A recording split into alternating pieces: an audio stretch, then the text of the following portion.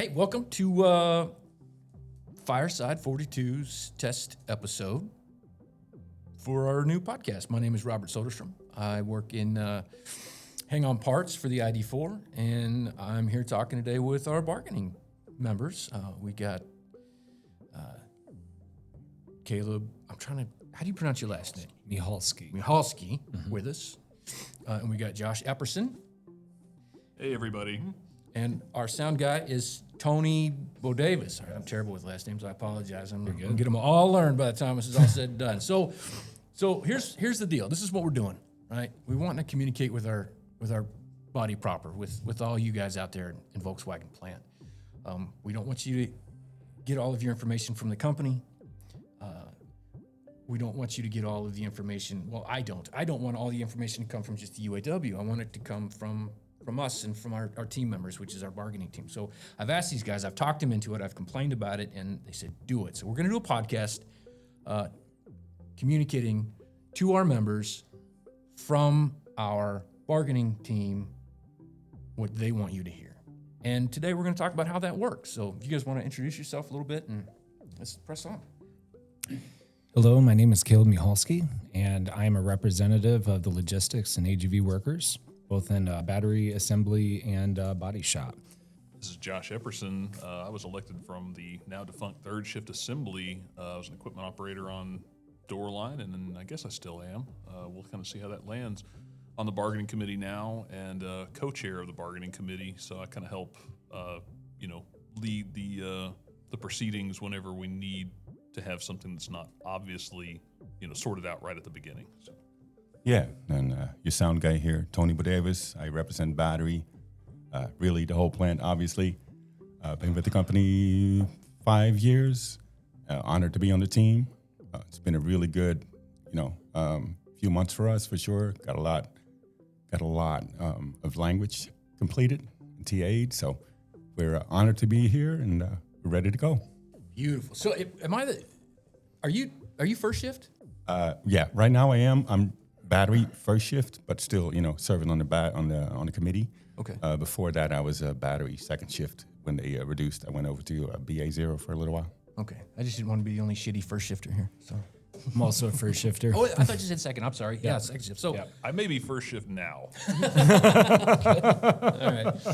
right. So let's get into it. So what I want to talk about today is how you guys organize yourselves, the rules of operation that you guys established for yourselves, so that our team members understand what's going on from your perspective. So. Mm-hmm. Yeah, I'd like to say first about that, it's painfully democratic. It's one of those things where you have a room full of 20 people, and if any one person objects to it, it does not fly. And so it's kind of like a jury room in some respects like that. You will sit down, you will have that conversation, and you need to sell everyone on what you're trying to propose or have everyone else sell you on it. So in that way, since you have people from all the different parts of the plant, all those voices, all those perspectives, all those needs are represented throughout the course of those discussions. Mm-hmm. And touching on what you were saying, that was something that was really intentional in the town hall that we had at the IBAW hall right after we won the election, the same day that we nominated people for the election committee.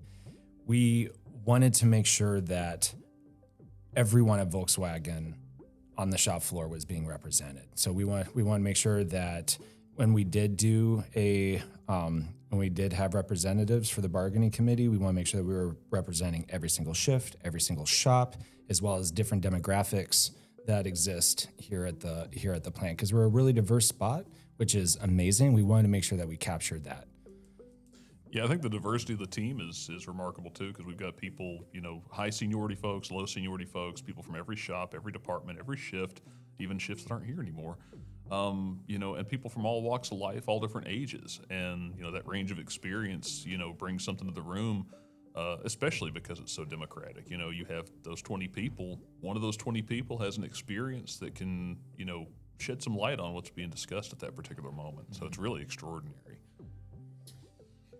So, has it been easy? Like, you get lots of voices, lots of opinions. Everybody's got an idea of what they want their union to be, right? My union is not Jacob's union, and it's not Tony's union, right? So, has there been much conflict in trying to make all these visions coalesce?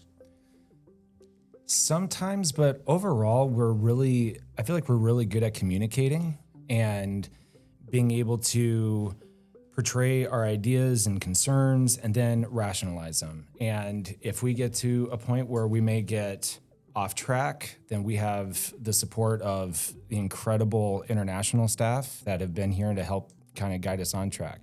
But for pretty much all decisions, going off of my own little tangent, like for all decisions that we've had to make, the international staff hops out and we discuss it. We decide on it. And that's something I wanted to touch base on because there's a lot of misinformation from the company saying that the UAW is this outside entity that's coming down here and it's just going to run your shop for you and create all sets of rules. And it's like, no. We are the UAW. We are the ones who are making decisions.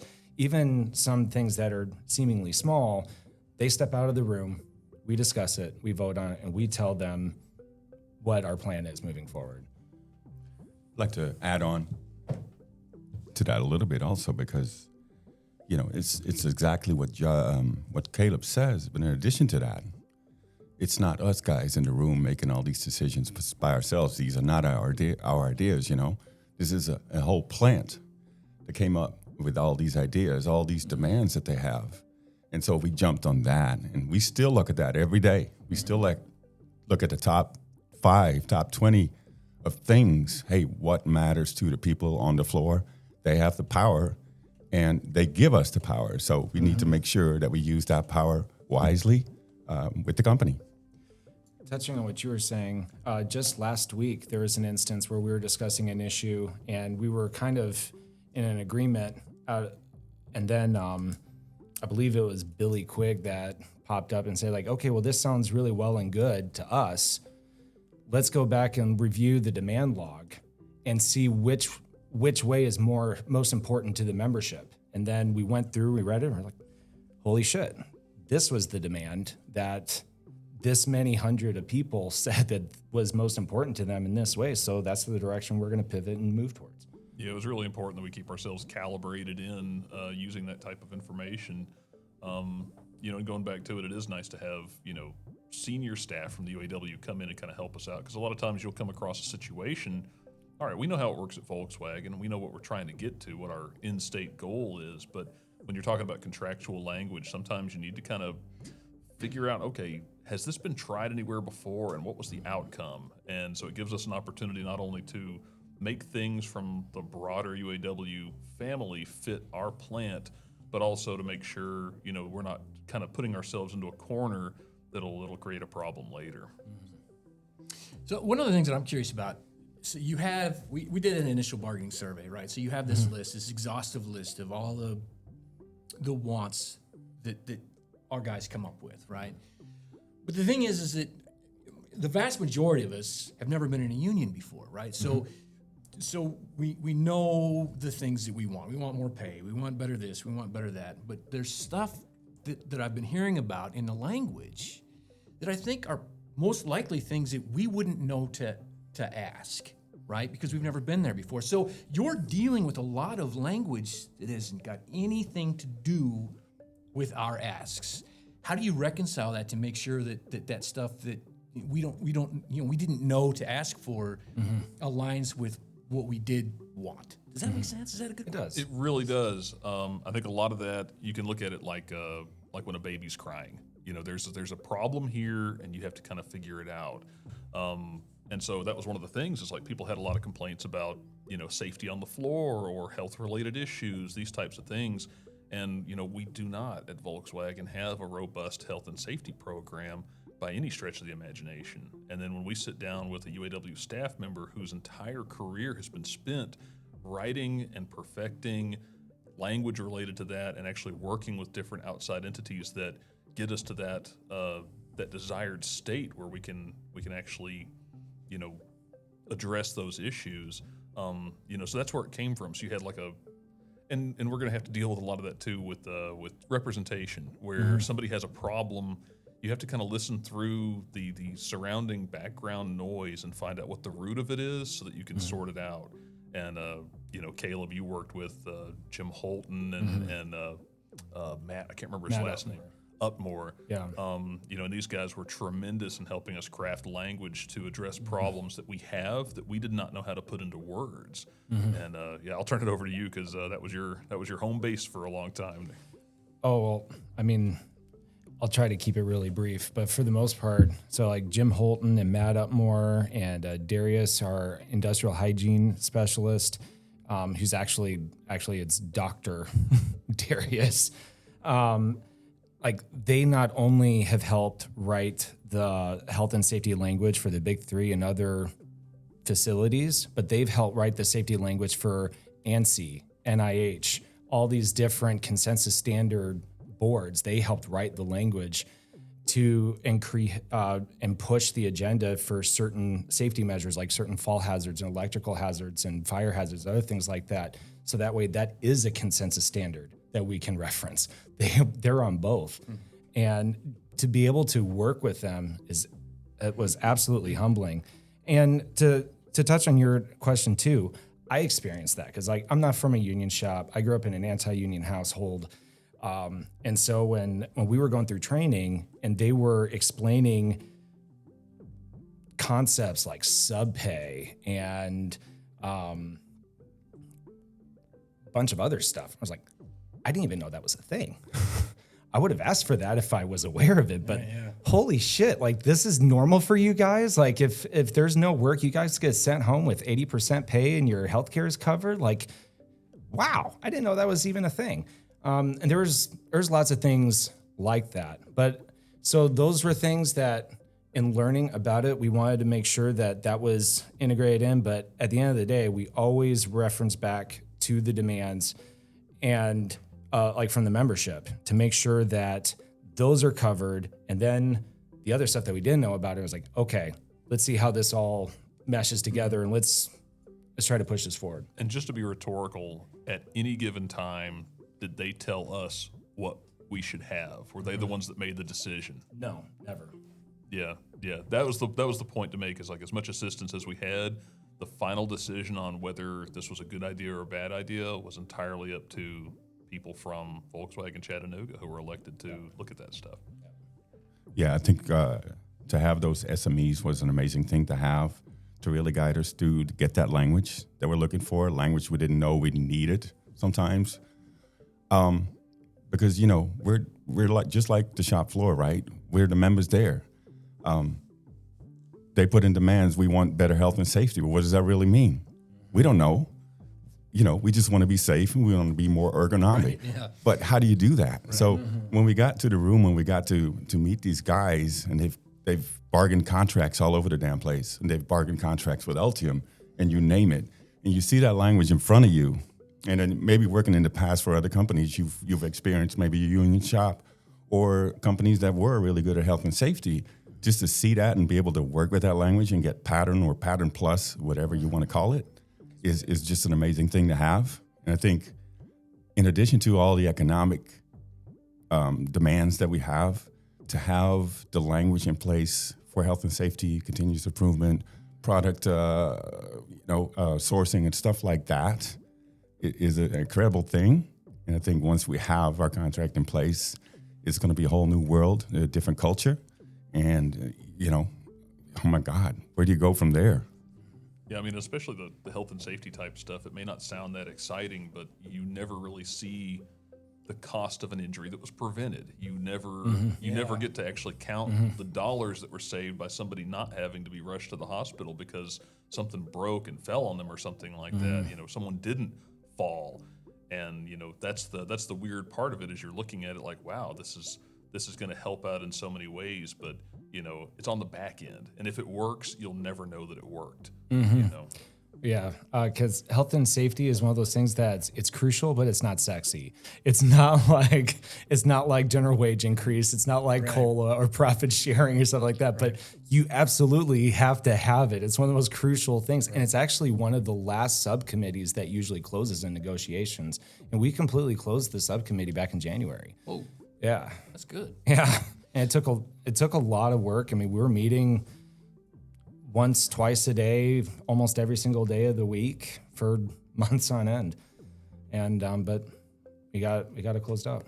Yeah, I like Josh, your point about, you don't ever see the result of an accident that didn't happen. Like you have, we talk about medical and we talk about safety and stuff all the time in our plant, and the reason we talk about it all the time is because it doesn't work, right? When it works the way it's supposed to, it becomes invisible. You don't see it. It's there. It's protecting you, but it's the only time it should be seen is when it breaks down, or you find a way to make an incremental improvement along the way. And I really fought hard for this too. So like this was my pet project.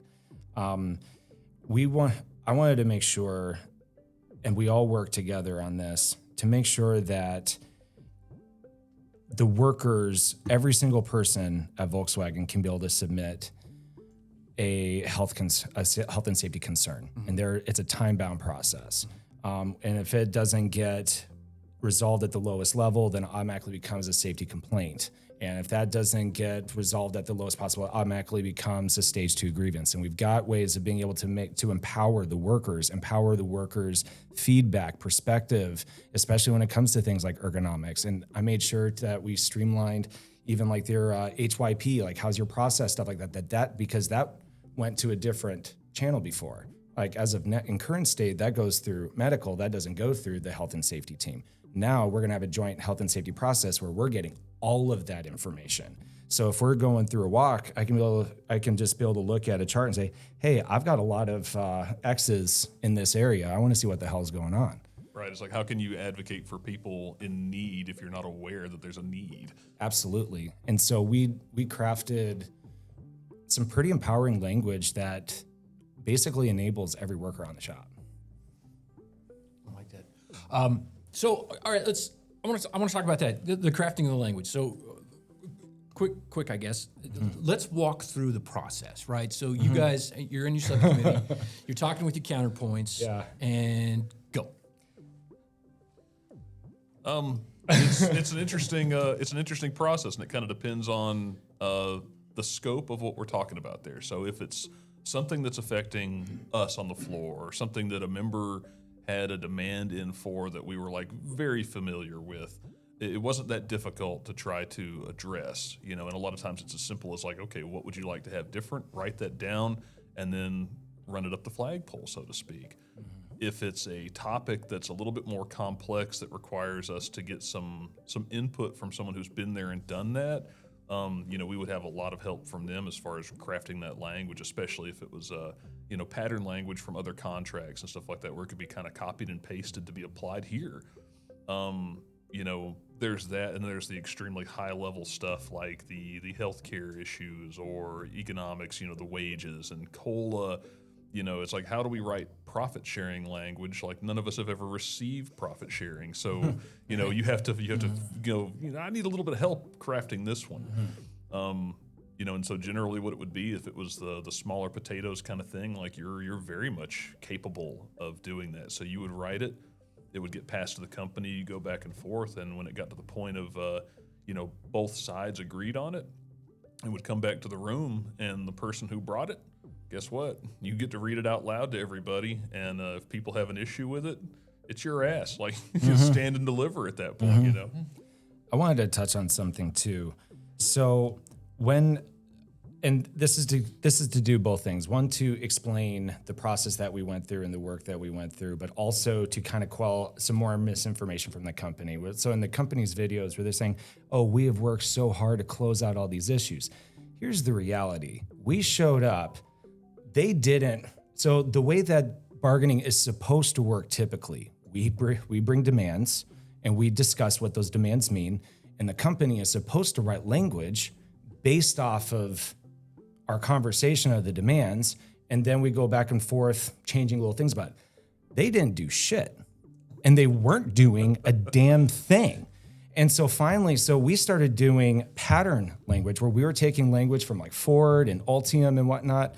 And we started basically, we would take that language, and then amongst our subcommittee on the union side, we would discuss it. It's like, okay, how does this fit here? How does your system work here? Da, da, da, da. And so then we would kind of like chop that up so that way it would fit here on the shop. And then we'd bring it to the company.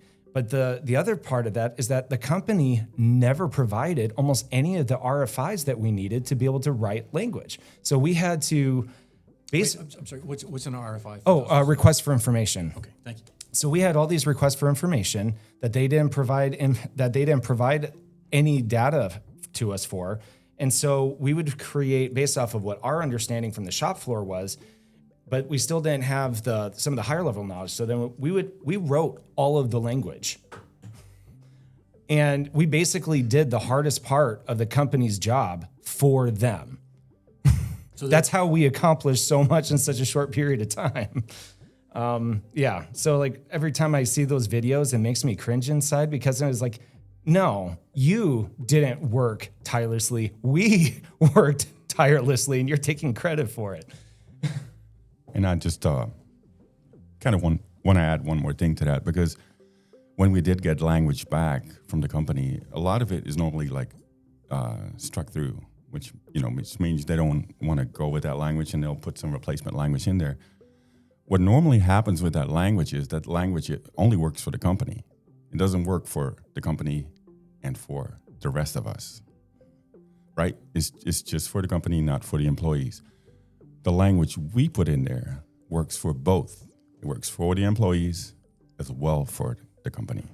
Now, they don't see it that way, obviously, but eventually you'll get through that point. So that's why you have a whole lot of meetings. Sometimes you'll have more than one meeting a day just to kind of go through that and make them kind of see that point of view.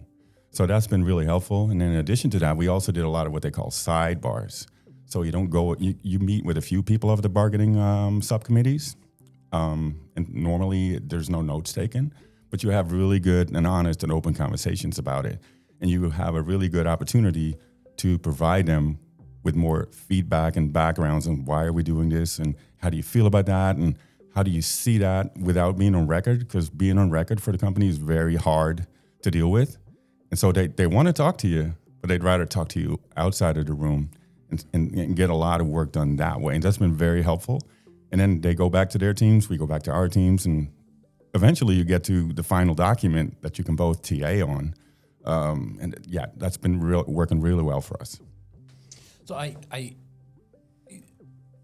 first of all, you're not the only one that gets creeped out by them weird videos. There's a lot of us that don't like those videos, but also I like what you said about the creating language that works for both sides, right? Because this is supposed to be a mutually agreed upon business agreement. Yes. It can't just work for Volkswagen, Yes. right? That's the system we have now. That's why we won the union, right? And it can't just work for the union because we're going to ask for $1 billion and the company will go bankrupt, right? So it's, I mean, right?